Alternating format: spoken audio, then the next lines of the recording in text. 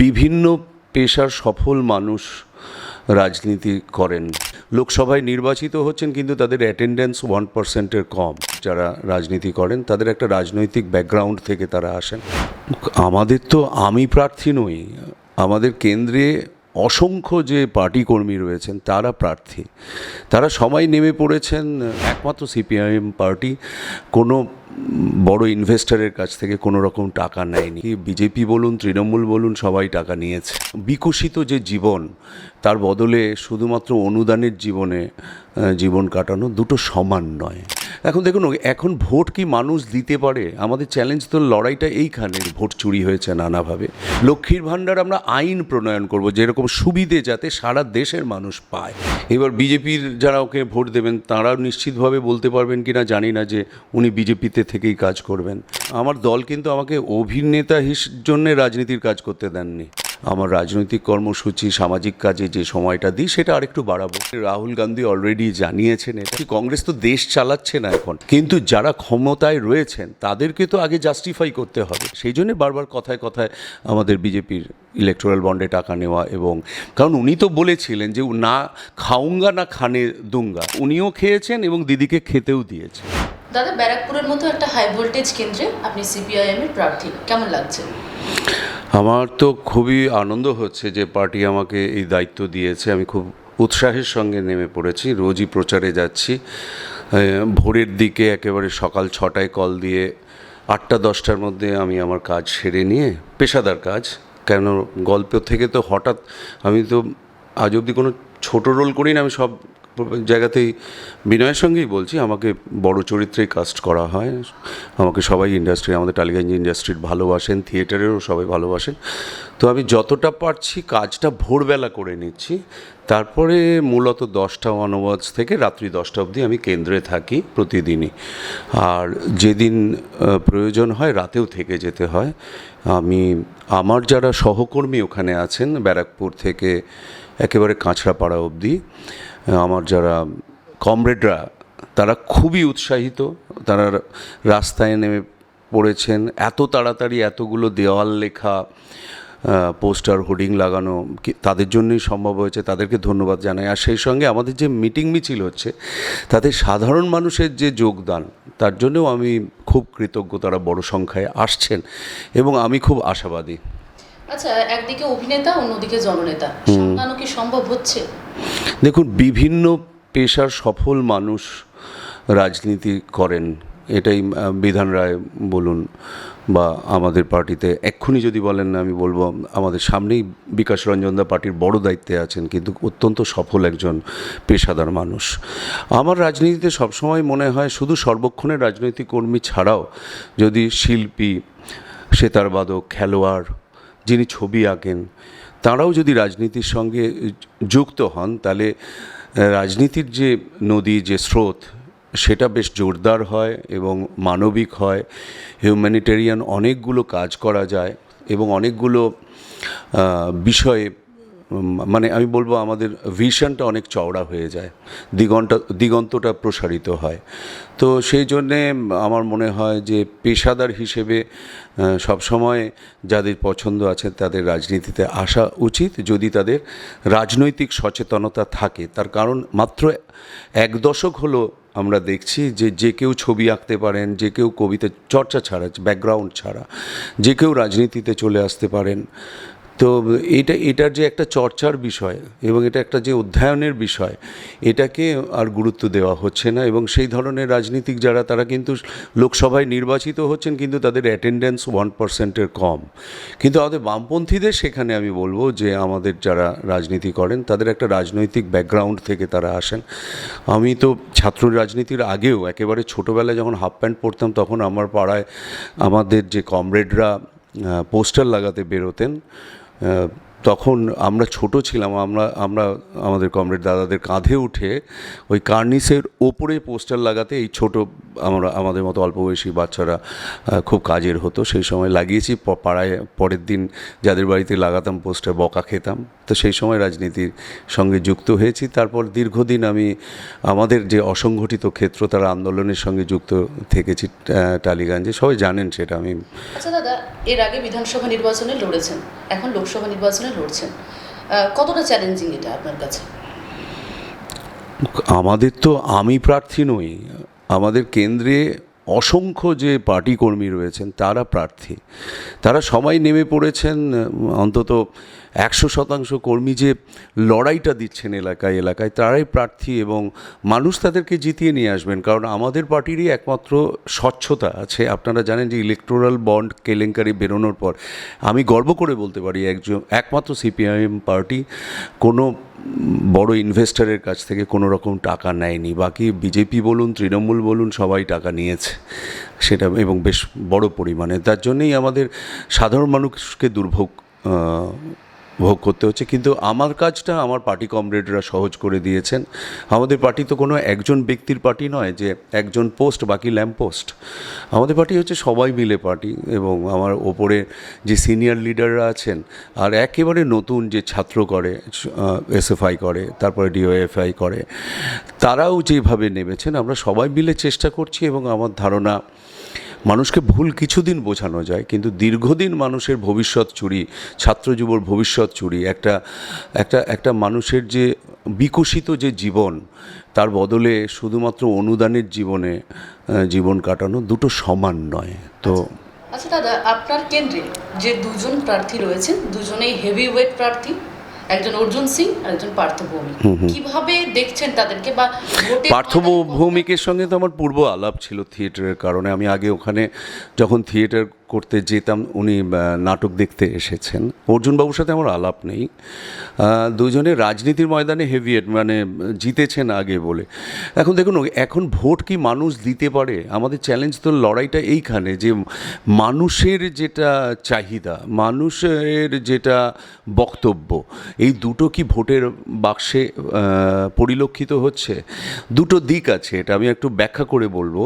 এই কারণে, তার কারণ হচ্ছে আজকে সাধারণ মানুষের যা যা চাহিদা, ধরুন 100 দিনের কাজ, আপনারা জানেন এইটা আমাদের দ্বারা ইউপিএ 1-এর সময় আমরা এটা রেগা সেটা আমরা আদায় করেছিলাম, এবং তাতে অসংগঠিত ক্ষেত্রের মানুষ, শ্রমিক, যারা রাস্তা বানান, যারা ব্রিজ বানাচ্ছেন, তাদের 100 দিনের কাজ আমরা আইন প্রণয়ন করেছিলাম।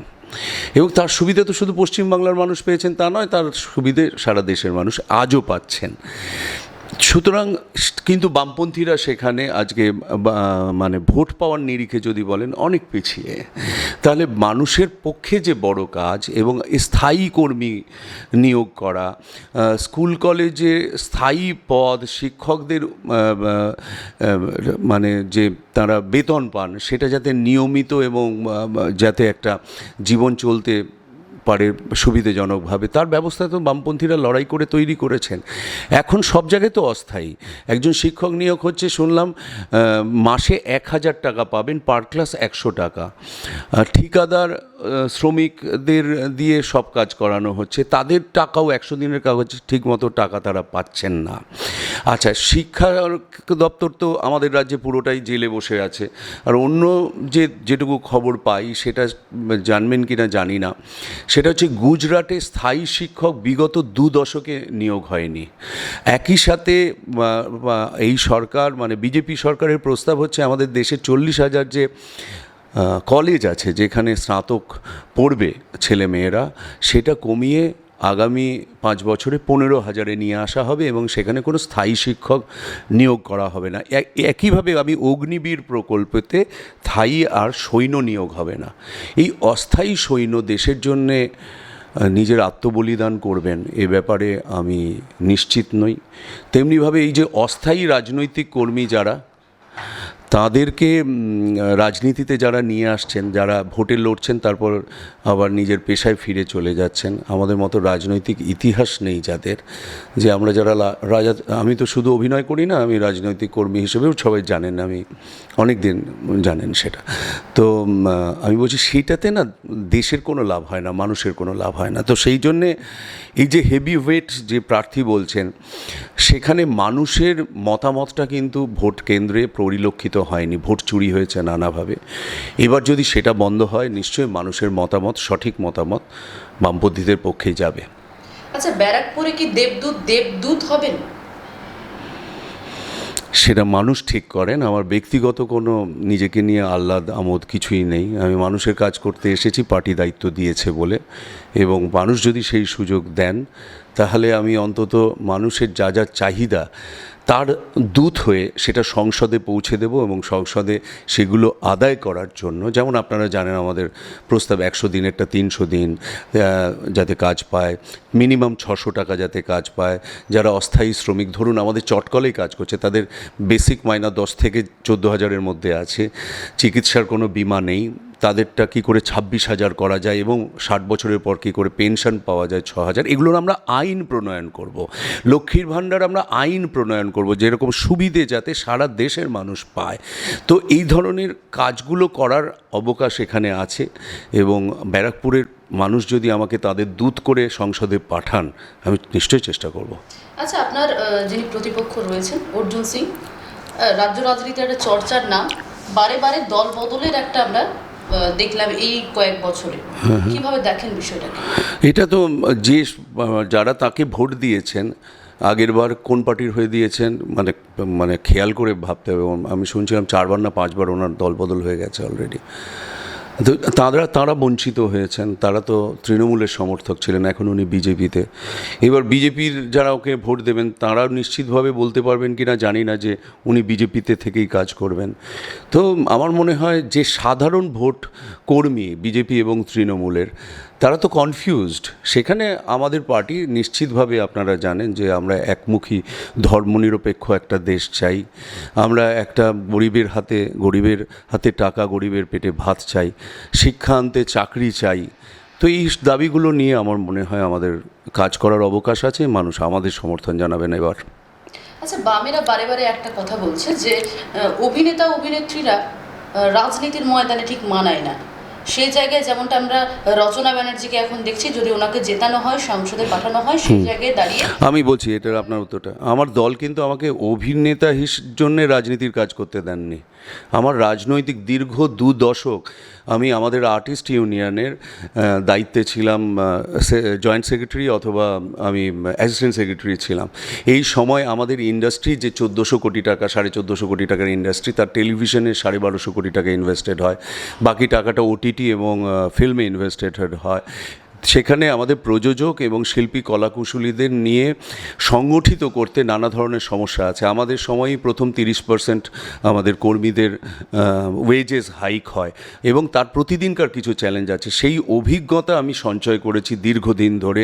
মাথার উপর সৌমিত্র চট্টোপাধ্যায় ছিলেন, এবং নিচে আমাকে সব্যসাচী চক্রবর্তী, বোম্বাদা, রূপা গঙ্গোপাধ্যায়, আমার যারা সেক্রেটারিশিপের সময় আমি টানা কাজ করার সুযোগ পেয়েছি।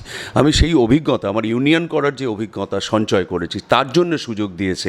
আমি অভিনেতা হিসেবে কত কৃতি, সেই জন্য সুযোগ দেওয়া হয়নি। আচ্ছা, মিমি নুসরাতকে যেমন দেখা যায়নি তার এলাকায়, দেবদূতকে কি দেখা যাবে? আমাকে তো যেমন টালিগঞ্জের লোক রোজ দেখতে পায়, সারাদিন দেখতে পায়, আমার তো নির্দিষ্টভাবে আমার এক প্ল্যান করাই আছে যে আপনাকে তো এখনই আমি তাহলে ম্যানেজ করছি কী করে, আমাকে ভোরবেলা 6টা থেকে তো শ্যুট করে 10টার মধ্যে বেরিয়ে যেতে হচ্ছে, এরকমই করবো। আর এখন বয়স হচ্ছে, আমি অত নিয়মিত কাজের ব্যাপারে আগ্রহী নই। আমি আমার রাজনৈতিক কর্মসূচি, সামাজিক কাজে যে সময়টা দিই সেটা আরেকটু বাড়াবো। আচ্ছা, আপনি একটু আগে নির্বাচনী বন্ড নিয়ে কথা বলছিলেন। সেই নির্বাচনী বন্ডে আমরা দেখতে পাই সিপিআইএম কিন্তু বারে বারে সরব হয়েছে, কিন্তু আমরা দেখছি নির্বাচনী বন্ডে সব থেকে বেশি যদি কারচুপির অভিযোগ এসেছে সেটা বিজেপির বিরুদ্ধে, তারপরে কিন্তু কংগ্রেসের বিরুদ্ধেও এসেছে। কিন্তু বিজেপি নিয়ে যেভাবে সিপিআইএম সরব হয়েছে, কংগ্রেস নিয়ে সেভাবে সরব হয়নি। এটা কি জোটের জন্য? না না, একেবারেই নয়।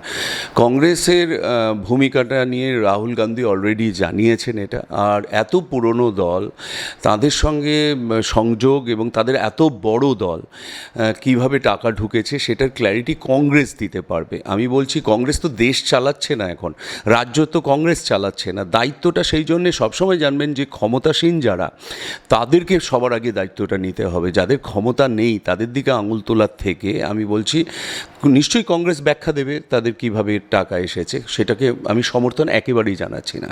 কিন্তু যারা ক্ষমতায় রয়েছেন তাদেরকে তো আগে জাস্টিফাই করতে হবে।